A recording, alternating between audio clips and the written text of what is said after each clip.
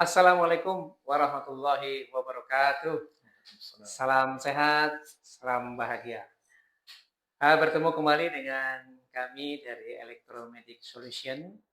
Alhamdulillah pada hari ini kami kedatangan rekan lama saya ini, Pak Amar Daulay.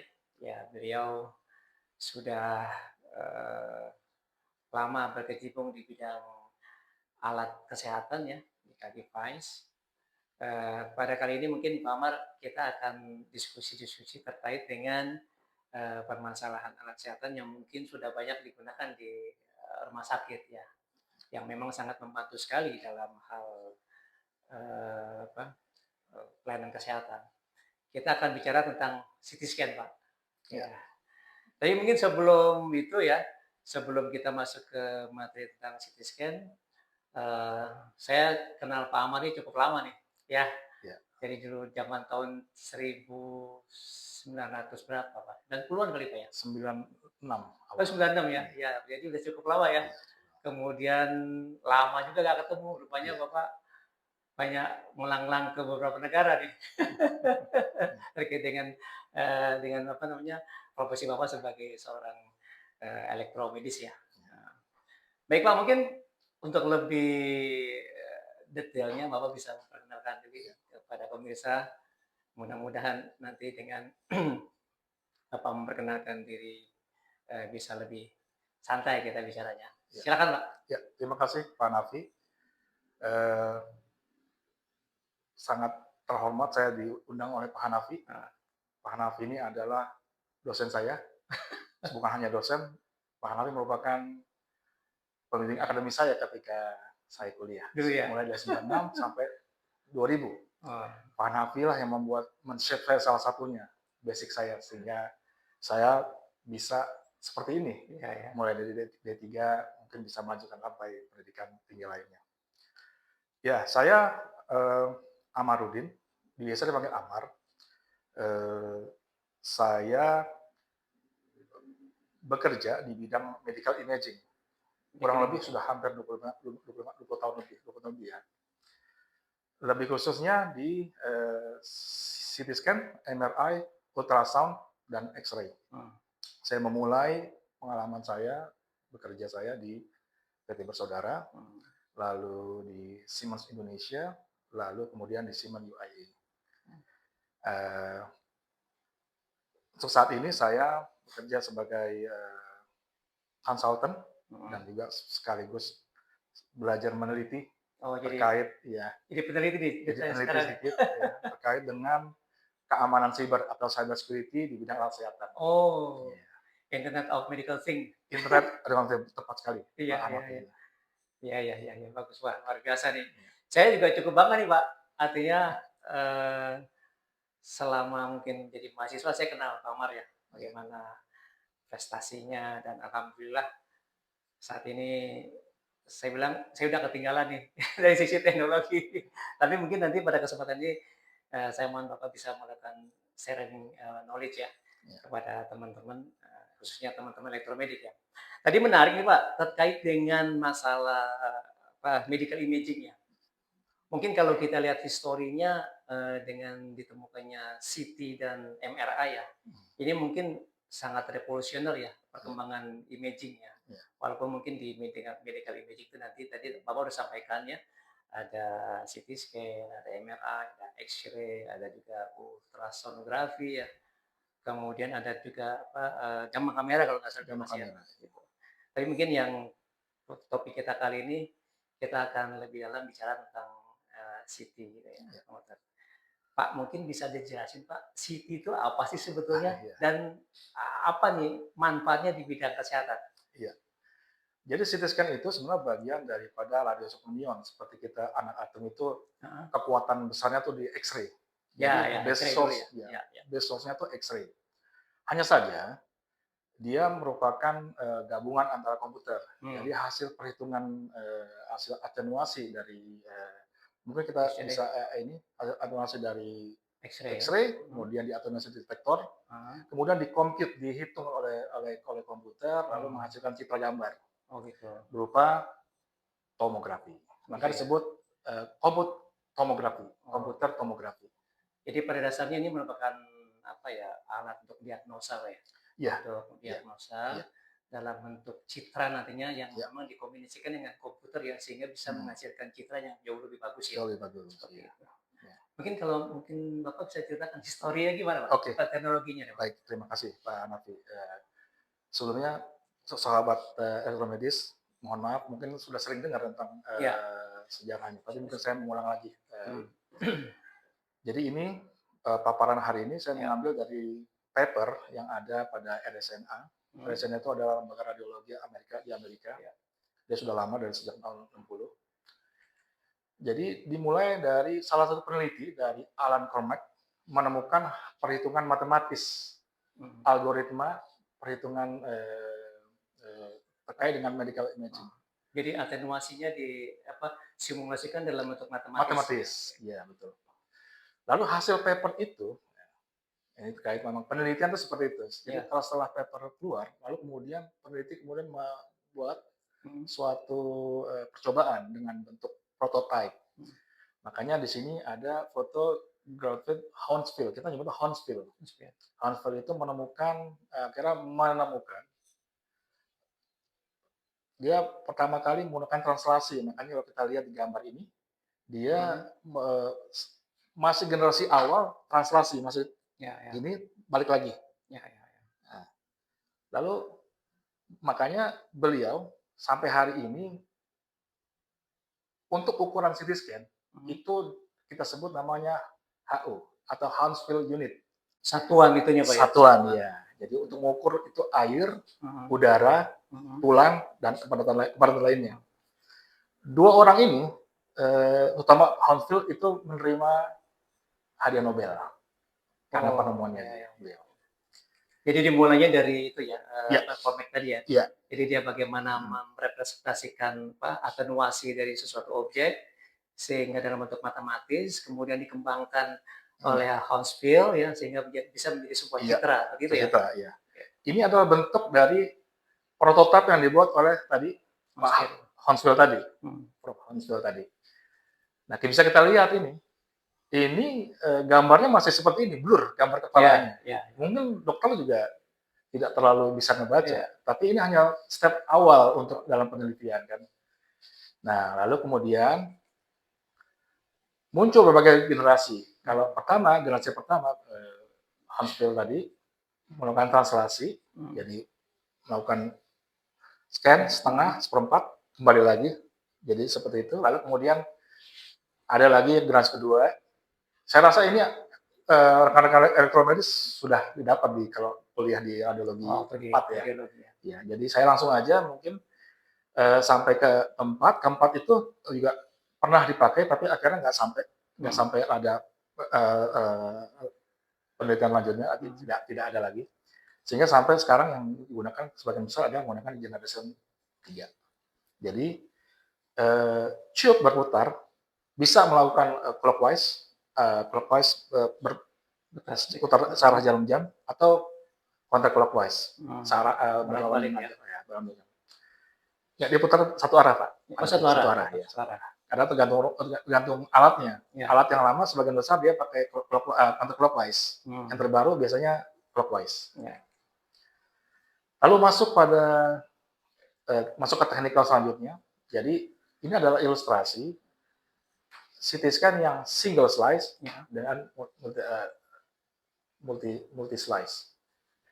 Jadi single slice itu di mana satu rotation itu menghasilkan satu gambar. Multi slice, satu rotation seperti misalnya teknologi dulu dari 0 derajat sampai 360 itu menghasilkan tergantung dari berapa slice. Misalnya CT scan 64 slice, berarti satu rotasi dia menghasilkan 64 gambar, potongan gambar. Jadi CT scan itu seperti ini Pak Hanafi, seperti teori USG, dia potongan, irisan. Jadi orang tadi dipotong. Awalnya teknologi awal dia melakukan potongan. Lalu kemudian berkembang menjadi spiral. Nah, ini ada spiral. Oh gitu ya. Spiral berarti datanya full, tidak lengkap, tidak ada yang putus.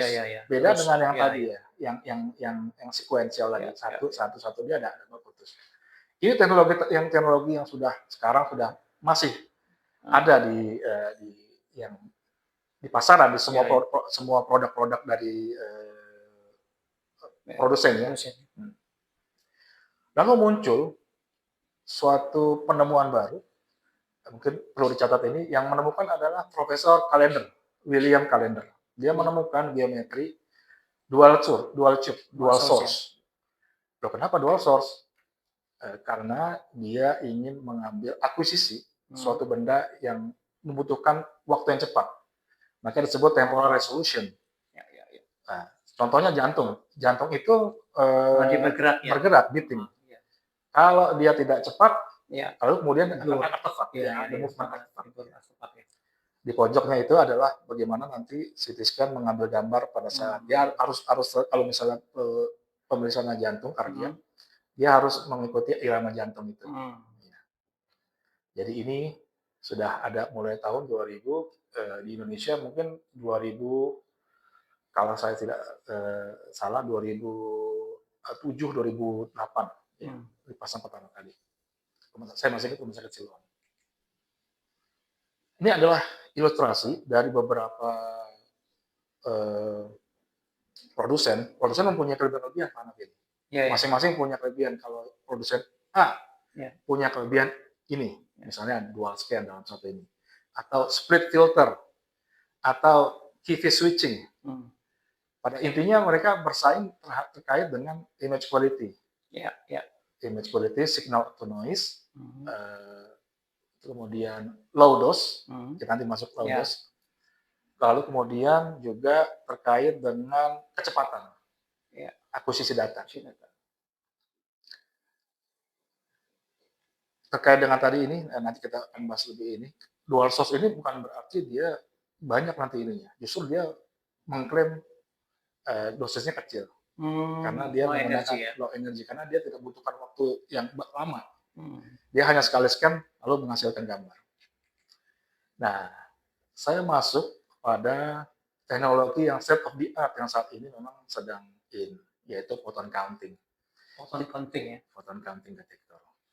Kita dulu Pak Raffi kan X-ray itu kemudian dipendar karena seperti fluoroskopi. Dipendar lalu gambar itu ya. Kalau zaman dulu dokter membaca langsung Pak Raffi ya. Lalu kemudian ada AI. Hasil pendaran dibaca AI. AI itu seperti detektor. Nah, itu kan ada semacam hambatan tuh dari perubahan X-ray menjadi cahaya lalu dirubah lagi menjadi sinyal. Nah, ada penemuan baru yang saat ini sedang adalah photon counting. Jadi X-ray itu kan foton Pak, energi itu. Nah, dia langsung diserap, langsung berubah menjadi signal. Oh, jadi tanpa melalui mediasi perpendaran tadi ya? Iya, betul Pak Nabi. Ini kalau kita lihat yang pertama, ini yang warna orange ini anggaplah dia sebagai pemendaran tadi Pak Nabi. Saya mencontohkan tadi fluorescence ya. Iya.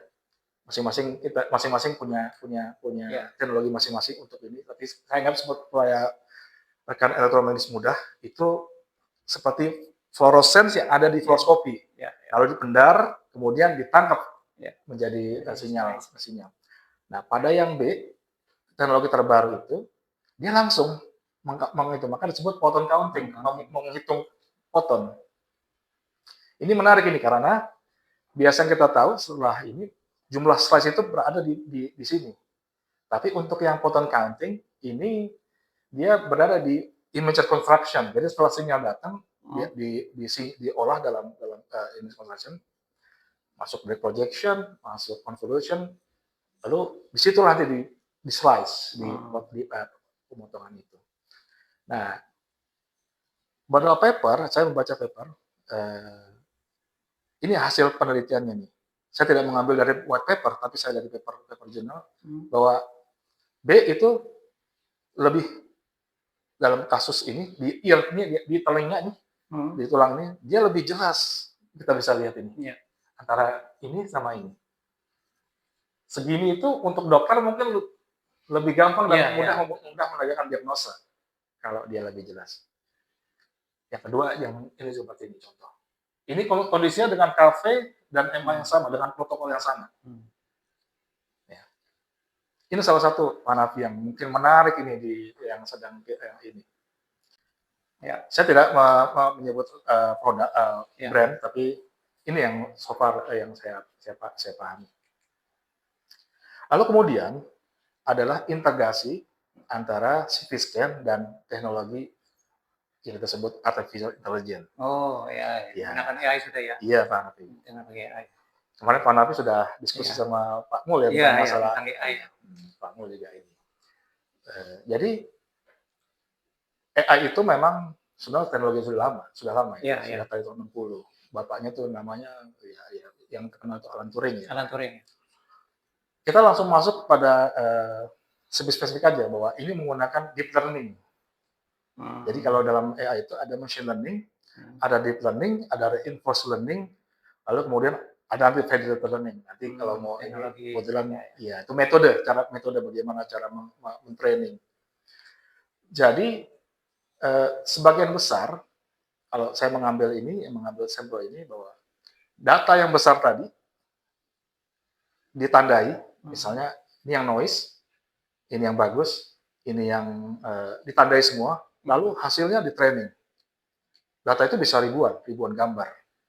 Nah, di ini kita memang kalau melihat gambar ini itu seperti black box ya, Pak Nabi ya. Tiba-tiba kok bisa menghasilkan dari jelek kalau bagus ya. Namanya ada istilah denoising. Makanya Pak Hanafi tadi bilang kita dulu harus melakukan filtering. Kalau dia kan istilahnya sinyal processing, filtering. Filteringnya. Seperti Pak Hanafi dengan podcastnya saya itu dengan menggunakan perhitungan MATLAB dulu. Nah sekarang udah lebih ini lagi dengan menggunakan machine learning atau deep learning atau reinforcement learning. Jadi seperti ini. Loh kenapa bisa ini? Nah mungkin ini kita perlu ini juga bahwa machine learning itu adalah hitungan fully matematika. Jadi itu terdapat linear algebra, kalkulus, sama statistik. Terkait dengan tadi, kenapa kok bisa dari noise kemudian bisa menghasilkan gambar ya AI bisa mengolah men-training gambar menjadi gambar lebih bagus lah ya. Lebih bagus ya. Nah, supaya mudah, ini adalah gambar pixel. Gambar pixel, gambar orang. Anggaplah ini sebagai gambar CT scan. Ini jumlah nilainya nih. Pak, mohon izin Pak Hanafi. Itu ada nilai angka sekian. Tergantung daripada nanti atenuasi dari X-ray-nya. Jadi kalau dia melewati tulang berapa nilainya, kalau menggunakan udara berapa, lalu kalau air pun juga macam-macam, nanti ada darah, ada abses, ada apa, dia ada nilainya. Nah, nilai ini dimasukkan ke dalam tadi, convolutional neural dengan perhitungan matematis di dalamnya itu menghasilkan itu. Jadi sampel yang banyak, udah ada sampelnya begini, lalu kemudian dia bisa melakukan itu. Seperti itu. Berarti ini nanti datanya banyak sekali Pak ya? Artinya data yang ada dari mana, dari noise input itu datanya banyak diproses di convolution neural network kan jadi angka-angka tadi ya? Iya, betul Pak Nabi. Ini sebagai contoh aja. Pada kenyataannya sebenarnya udah ada hybrid Pak Nabi. Bisa jadi dia gabungan antara convolutional network lalu gabungan dengan encoder atau gabungan dengan MATLAB. Saya pernah ada paper gabungan tuh. Tapi ini sebagai contoh ilustrasi aja buat rekan-rekan elektromedis bahwa beginilah cara bekerja AI bekerja ya. Begitu Pak Nafi. Jadi kalau kita lihat dari perkembangan teknologinya ya, dari yang mulai generasi pertama ya sampai generasi terakhir ini kan kalau yang sudah ada di Indonesia nih Pak ya. Kalau tadi kan Bapak menjelaskan bahwa kita sudah menggunakan dari sisi detektor sintilasinya sudah berkembang ke photon counting ya. Iya, photon counting. Itu sudah ini Pak, sudah diproduksi belum ya photon counting itu? Sudah diproduksi, Pak Nafi. Cuman produsennya itu memang menjaga rahasianya. Tapi kalau kita mau lihat, silakan bisa mungkin rekan elektronik bisa mengelaborasi lebih lanjut. Ada di YouTube-nya. Silakan Google aja tentang foton terapi, gimana cara dia bekerja. Cuman populasi yang ada di Indonesia yang sepengetahuan saya ada satu. Udah ada. Sudah ada ya, satu. Sudah dipakai di rumah sakit Indonesia ya. Satu. Menariknya Pak Hanafi. Nah, ini menarik. Enggak, sebentar. Yang photon counting tadi sudah juga mengintegrasikan itu AI. Iya. Sudah ya? Sudah. Jadi dia photon counting terapi plus juga ini AI. Baik AI, di AI ada dua proses setelah dia masuk dari data dari detektor kemudian di training dengan AI pada image reconstruction-nya, ada setelah gambar jadinya. Gambar jadinya kemudian di training juga bisa tuh mana gitu ya. Misalnya dulu kernel, kalau kita di protokol kernel, dia mau yang hard, mau yang smooth. Nah, dia bisa latih lebih dalam lagi gitu. Nah, saya mau elaborasi itu ada juga buatan Cina. Nah, ini Cina ini menarik ini karena Cina ini hobinya melakukan APN. Amati, tiru, modifikasi. Jadi dia ini terkait dengan ini juga mau ke depan nanti mungkin kita diskusi nanti. Mohon maaf agak ini. Jadi Cina itu ketika dia melakukan hal seperti ini, dia dealing. Contoh dulu saya kaget 2008 itu di Cina itu banyak mobil VW. Ya, di Eropa aja VW nggak terlalu banyak, ini hampir semua VW. Ternyata dia punya kesepakatan sama pabrikan VW itu untuk selama sekian tahun, 15 tahun, setelah 15 tahun blueprint-nya dipegang sama dia. Gitu. Jadi semua blueprint itu dalam artian berarti sampai dapat ini mana nih? Baut-bautnya itu, baut-baut sampai ring-ringnya dapat. Nah disitulah mereka melakukan ini Pak Nabi. Terkait itu juga makanya dia udah melakukan itu juga. Termasuk tadi yang photon counting terapi, mereka sudah ini karena saya udah papernya, paper orang Cina gitu. Yang meneliti tentang photon counting terapi itu. Luar biasa ya. Luar biasa. Oke. Ini menarik ya dengan perkembangan teknologinya ini di CT scan. Tapi kalau yang populasi yang terbanyak Pak, kira-kira di generasi keberapa sekarang nih? Yang masih banyak dipakai di rumah sakit di Indonesia? Yang sekarang ya mungkin kita bisa katakan generasi 3 ya. Generasi 3 ya. Yang dia berputar bersamaan dengan detektor. Oke. Nah,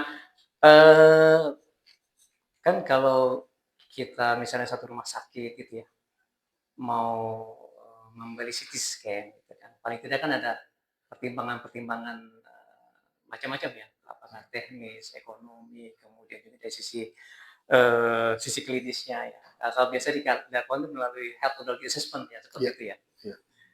Kira-kira apa saja sih Pak yang sumber daya apa saja tuh yang mesti disediakan atau tersedia di rumah sakit itu sehingga kita kalau misalnya beli CT scan itu optimalisasinya itu bisa maksimal gitu. Betul. Utilisasinya. Nah, ini menarik Pak Nabi. Karena rumah sakit selalu dia terutama yang swasta ya Pak Nabi. Dia selalu membeli sesuatu hal yang supaya kompetitor rumah sakit lainnya kalah. Padahal itu not necessarily di situ. Misalnya dia tidak perlu memerlukan 256. Ya kalau seandainya pasiennya hanya kepala abdomen biasa, atau dia nggak perlu untuk 128 atau 64 slice kalau nggak perlu banyak untuk jantung atau ini. Nah, yang paling utama adalah bagaimana dia mengoptimalkan itu option-optionnya. Misalnya, terus kedua di CT scan itu ada 2 tipe. Ada 2 CT scan yang low dari middle ke low, lalu ada yang ke atas. Yang low itu biasanya dia tidak menggunakan sumber daya seperti chiller untuk pendingin, karena dia menggunakan yang low itu menggunakan fan Pak untuk pendinginnya. Jadi cara dia berputarnya, cara berputar itu dengan menggunakan belt Pak, seperti mesin cuci yang front. Nah kalau yang high ke atas itu menggunakan motor linear. Motor linear itu sistem magnet itu. Dia membutuhkan pendinginan. Selain itu juga dia besar. Jadi butuh itu. Jadi paling tidak di rumah sakit dia mempersiapkan pertama radiografer, udah pasti. Untuk tenaga ya. Untuk tenaga. Lalu kemudian dokter. Dan radiolog ya. Karena kita sebagai orang elektromedis. Nah, kita mengharapkan nih elektromedis juga punya andil untuk bisa sampai paling tidak mendampingi, bahkan kalau bisa pre maintenance atau melakukan pre troubleshooting. Ya. Ya, jadi mungkin ada beberapa persyaratan juga harus dipenuhi ya. Pertama dari sisi kesiapan ruangannya ya. Jadi dari prasarana bangunannya, dia kan memang harus juga memenuhi persyaratan-persyaratan teknis. Misalnya ruangannya itu harus juga dilapisi dengan timbal ya. Kemudian persyaratan listriknya juga harus terpenuhi karena dengan mungkin berapa kVA itu yang perlu dibutuhkan untuk alat ini ya. Termasuk mungkin juga dengan masalah lingkungan ya, kelembapan, suhu, kemudian juga penerangan dan sebagainya ya. Itu harus dipenuhi juga ya. Betul, benar. Nah, tadi SDM tuh ada tenaga medisnya mungkin ini radiolog ya. Iya. Dan sebagai pengguna mungkin teman-teman dari radiografer ya. Iya. Nah, kalau untuk yang bidang teknisi kan elektromedis ya. Elektromedis. Itu harus dipenuhi. Mungkin juga ada beberapa regulasi yang dipenuhi. Artinya dia harus memenuhi persyaratan-persyaratan seperti alatnya sudah punya izin edar ya. Kemudian juga persyaratan untuk keselamatan radiasi, dalam hal ini mungkin harus ada izin juga dari Bapeten ya. Itu mungkin juga perlu diperhatikan juga. Di samping mungkin dari sisi faktor pembiayaan ya. Berapa harus ya break-even point-nya kapan, berapa tahun setelah itu mungkin analisis seperti itu. Nah, terus terkait dengan ini Pak, teknis ya. Itu kan alat ini setelah dipasang, tentu saja kan dirawat nih. Nah, ini kira-kira untuk teman-teman elektromedik gitu ya, untuk yang di rumah sakit, apa yang perlu mereka kuasai, Pak? Ya, ini sangat krusial nih. Biasanya memang elektromedik jarang dilibatkan, walaupun mungkin saya dengar mungkin sudah mulai ada. Jadi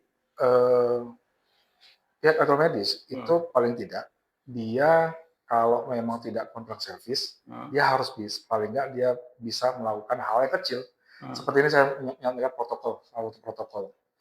Yang paling sederhana adalah membersihkan komputer dan beberapa filter yang ada di kabinet atau di alat sendiri.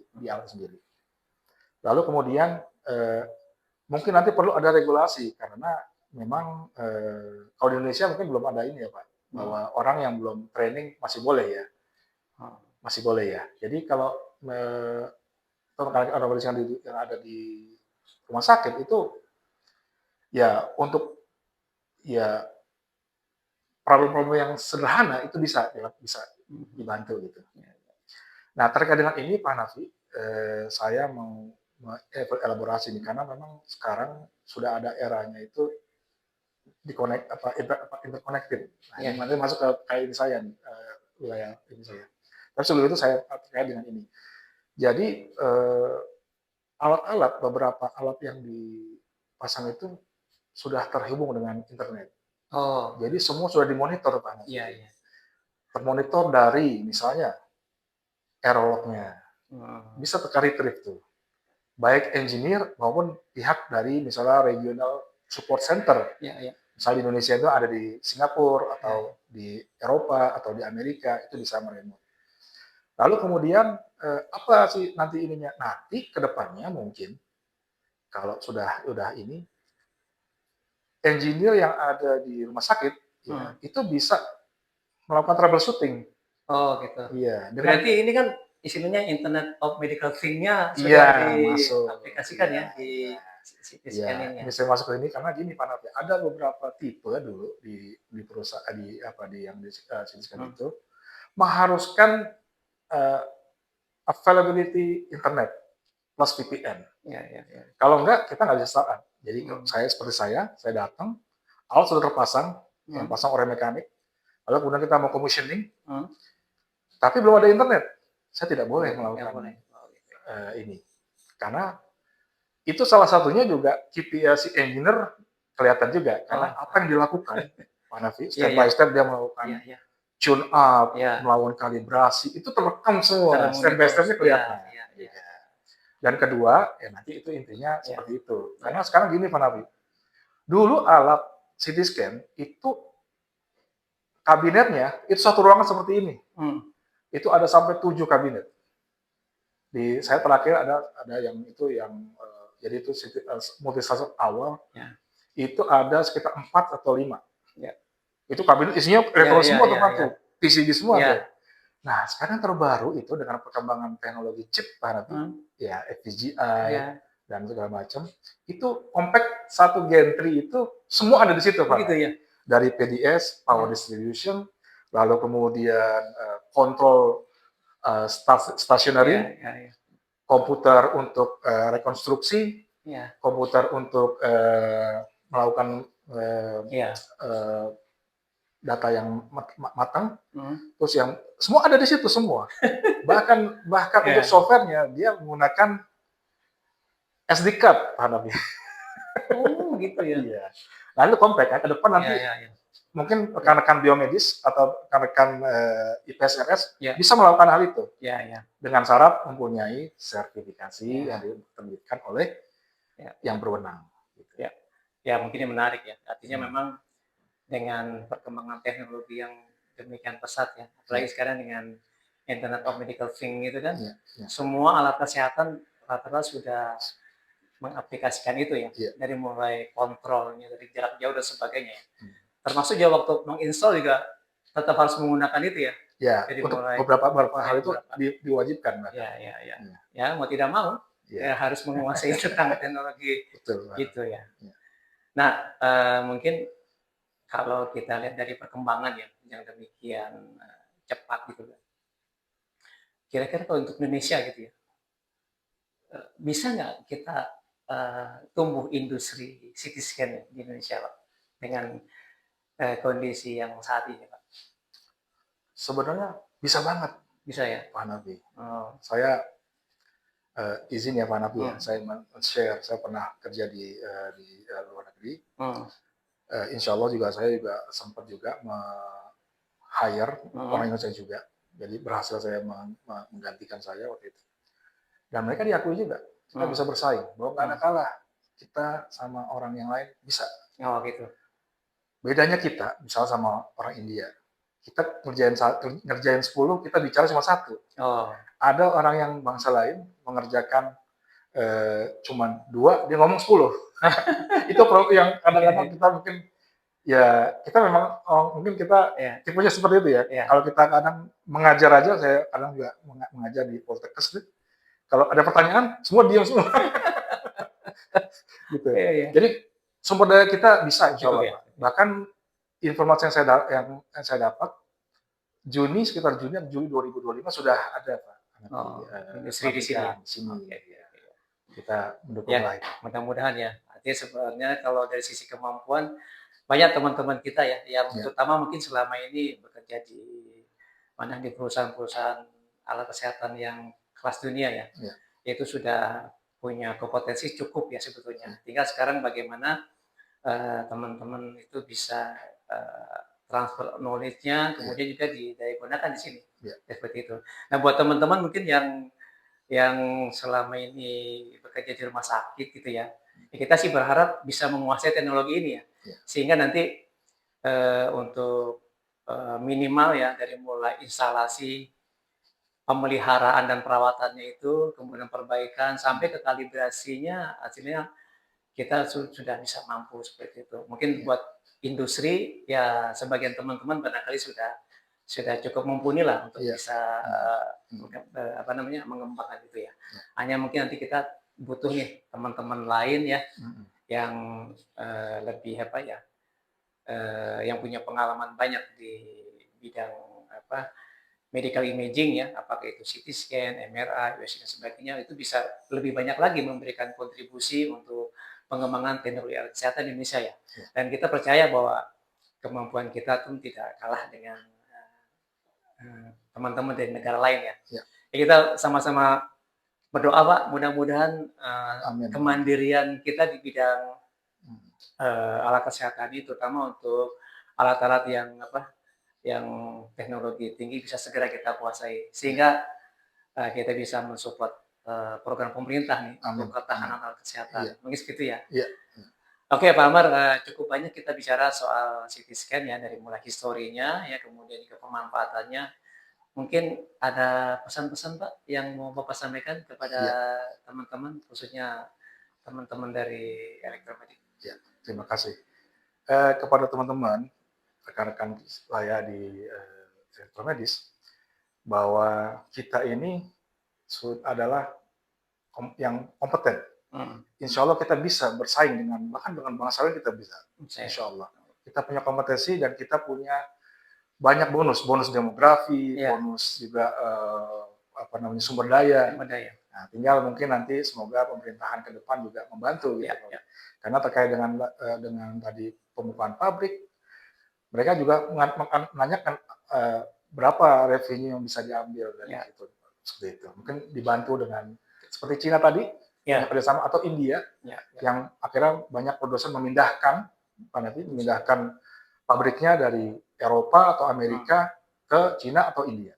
Saya semangat itu aja, bahwa Elektromedis terus tingkatkan kapasitas, kapasitas pengetahuan, juga skill, jangan lupa juga bahasa Inggris. Ya, nanti teman-teman kalau ingin belajar lebih detail ya tentang CT scan, tentang MRI, tentang lain-lain sebagainya lah kesehatan, ya mungkin kita akan adakan nanti training ya atau pelatihan-pelatihan yang justru lebih teknis ya. Dan tadi mengenai sertifikasi itu nampaknya memang sudah harus diberlakukan ya. Artinya orang-orang yang memang nanti akan menangani alat tersebut paling tidak sudah bisa tersertifikasi ya, seperti itu. Mungkin demikian pertemuan kita kali ini. Terima kasih Amar. Ya, sama-sama Pak Nafi. Saya sangat motivasi kepada kita teman-teman ini. Baik, para pemirsa sekalian, demikian ngobrol-ngobrol kita pada hari ini dengan Pak Amarudin Daulay ya. Beliau tadi sudah menjelaskan tentang background-nya yang selama ini sudah cukup banyak di bidang alat kesehatan, terutama untuk medical imaging. Mudah-mudahan ini menjadi inspirasi buat teman-teman sekalian ya, untuk bisa lebih memahami dan menguasai tentang teknologi CT scan. Demikian dari kami, mudah-mudahan bermanfaat. Jangan lupa like, comment, and subscribe. Sampai berjumpa lagi pada episode selanjutnya. Salam sehat, salam bahagia.